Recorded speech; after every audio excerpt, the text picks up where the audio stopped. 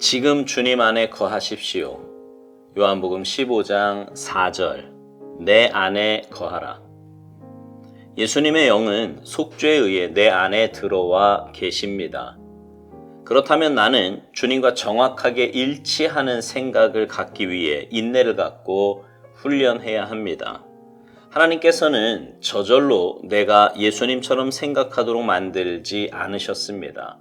스스로 그렇게 해야 합니다. 즉, 나의 모든 생각을 주님께 복종하도록 해야 합니다.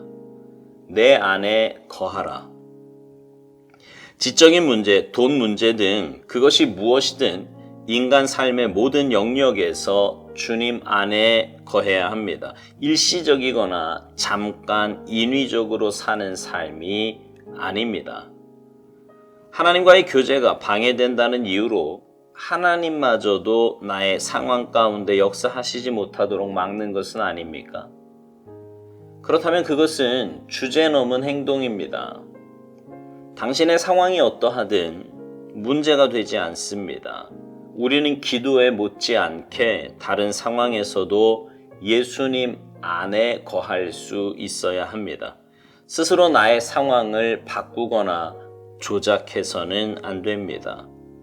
주님과 함께 한다면 나의 내면 세계는 상황에 의해 더럽혀지지 않기 때문입니다. 주님께서는 그분의 몸이 어디에 있든 하나님과 함께 하셨습니다. 주님은 스스로 상황을 선택하지 않으셨습니다. 어디서든 하나님의 뜻을 행하며 온유한 자세를 취하셨습니다. 주님의 삶 속에 나타난 그 놀라운 여유를 생각해 보십시오.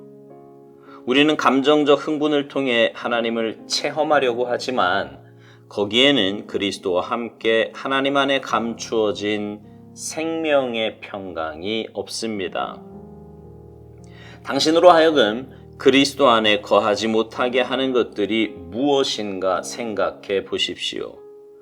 네, 주님, 잠깐만요. 지금은 이것을 해야 하거든요. 네, 이것을 마치면 주님 안에 거하겠습니다. 이 주가 지나면 모든 것이 잘 되면 그러면 거하겠습니다. 아닙니다. 당장 나아가십시오. 지금 거하십시오.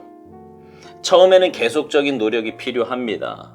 그러나 때가 되면 삶의 습관이 되어 무의식 중에 주님 안에 거하게 될 것입니다. 어느 곳에 있든지 주님 안에 거하기로 결단하십시오.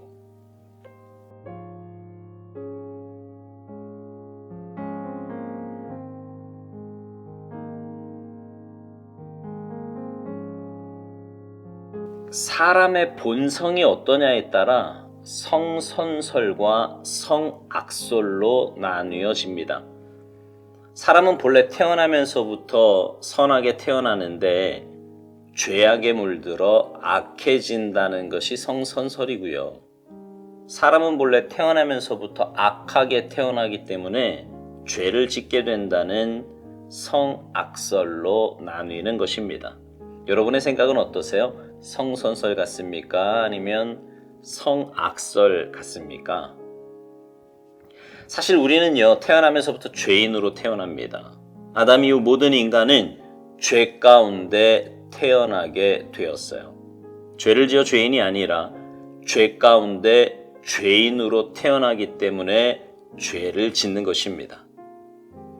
그런 우리를 구원하시기 위해 주님이 땅에 오셔서 십자가를 지셨고요.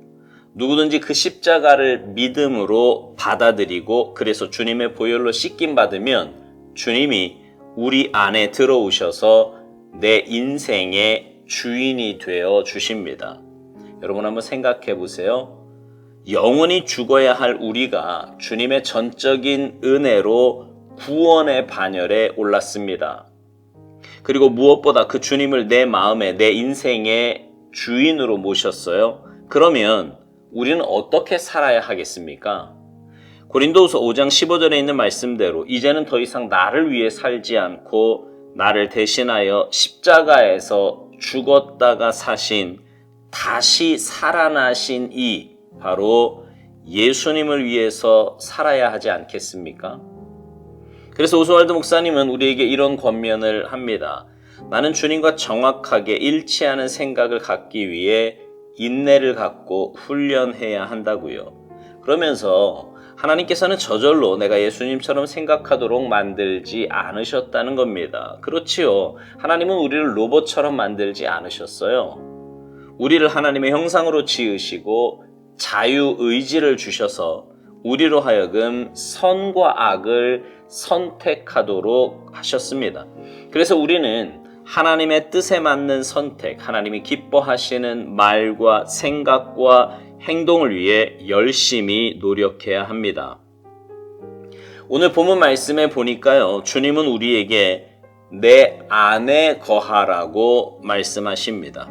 아까 말씀드렸듯이 구원의 주님이 내 인생의 주인이 되어 주셔서 내 안에 거하십니다.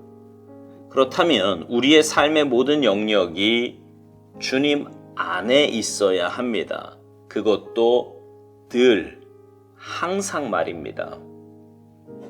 어떤 때는 주님 안에서 말하고 행동하고 어떤 때는 지극히 내 죄성과 욕심대로 말하고 행동한다면 그건 건강한 신앙인의 모습이 아닙니다. 어떤 상황에서도 우리는 예수님 안에 거해야 합니다. 우리가 그렇게 주님 안에 거할 때 나의 내면 세계는 상황에 의해 더럽혀지지 않는다고 오스왈드 목사님은 말합니다. 예수님은 어디서든 하나님과 함께 하셨어요. 새벽이든 낮이든 혼자 계시든 제자들과 함께 하시든 기도하실 때든 사역하실 때든 언제 어디서나 하나님과 함께 하셨습니다. 오스왈드 목사님은요, 그래서 예수님이 어디서든 하나님의 뜻을 행하여 온유한 자세를 취하셨다고 말합니다. 그러면서 주님의 삶 속에 나타난 그 놀라운 여유를 생각해 보라고 말합니다. 하나님과 함께 하신 예수님은 어디서든 어느 때든 늘 흔들리지 않고 변하지 않는 모습으로 동일하게 사역하시고 동일하게 삶을 살아내셨습니다. 여러분, 예수님을 찾아왔던 수많은 병자들을 한번 생각해 보십시오. 심지어 죽은 사람도 있었어요. 그런 상황이라면 마음의 평안함을 갖고 동일하게 사역한다는 것이 쉽지 않은 일일 것입니다. 그러나 주님은 그렇게 하셨습니다. 늘 어디서든 하나님과 함께 하셨기 때문입니다. 예수님이니까 당연히 그렇지, 이렇게 생각하시면 안 돼요. 인간의 몸을 입고 오신 그분이 그렇게 사실 수 있었던 이유는 늘 어디서든 하나님과 함께 하셨기 때문입니다. 여러분은 어떠십니까? 날마다 주님 안에 거하는 삶을 살고 계십니까? 혹시 다른 것에 마음을 빼앗기고 다른 일을 처리하느라 바빠서 주님 안에 거하지 못하는 것은 아닙니까? 우리 삶에서 주님 안에 거하는 것보다 중요하고 시급한 일은 없습니다. 여러분 생각해 보십시오. 영원한 천국에 갈 사람이, 아니 이 땅에서부터도 하나님의 은혜와 능력으로 사는 사람이 주님 안에 거하지 않고 어떻게 그런 삶을 살 수 있단 말입니까?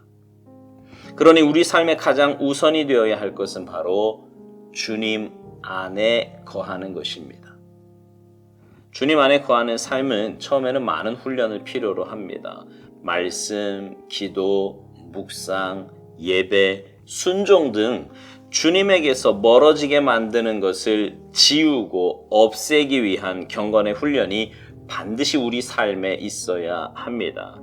그러나 그것이 습관이 되고요, 내 삶의 정착이 되면 오스왈드 목사님 말대로 무의식 중에 주님 안에 거하게 될 것입니다. 사랑하는 성도 여러분, 어느 곳에 있든지 어느 때이든지 주님 안에 거하기로 결단하시기 바랍니다. 그래서 늘 주님과 행복한 동행을 하며 주님께로부터 오는 평안과 안식 가운데 사시는 복된 삶이 되시기를 주님의 이름으로 축복합니다. 아멘.